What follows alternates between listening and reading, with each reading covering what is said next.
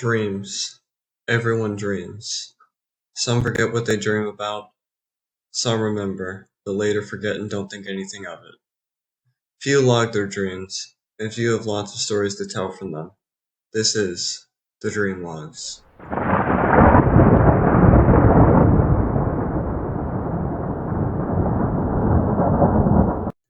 Hello and welcome to the Dream Logs, a show where I talk about my dreams. Most logged, some not. Some of the content shown and or talked about can be sensitive. You have been warned. Today's episode will be covering the oldest nightmare I remember having as a kid.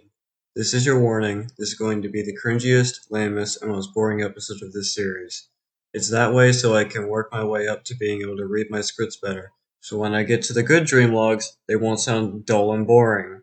I'll be talking about some background information here before we get to the episode, so if you want to skip ahead to where I'll be covering what I remember, there should be a timestamp on screen or a chapter on the video length. As a kid, nearly every day was the same for me. Go to school, do my work, go home, and play games. I didn't have many friends, but I didn't care all that much at the time. I had a very small friend group of 3 growing up at the time. We've grown distant from each other, sadly. I lived in a relatively decent-sized house with an absolutely massive backyard. This is no exaggeration when I say this. It was bigger than 2 football fields. I would show a photo, but I want to respect the privacy of the current owner of that house. My room had a small bed with a car's comforter on it, with Cars stuff all around my room, on the walls, and on the drawers. I don't exactly remember what about the movie appealed to me as a kid, but I know it did.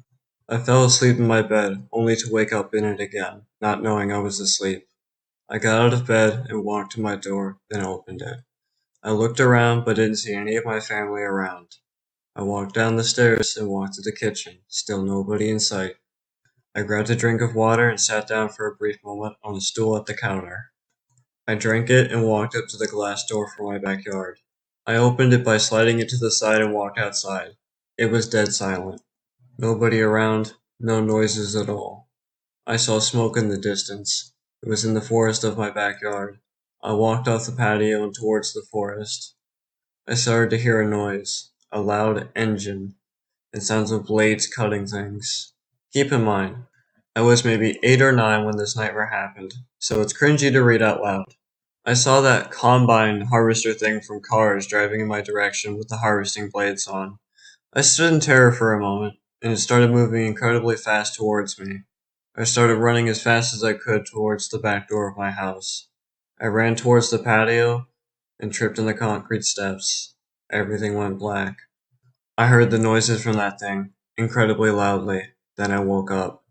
That nightmare repeated throughout that week, and to this day I still don't understand why. I don't know what it meant, and I don't know why I kept dreaming about it.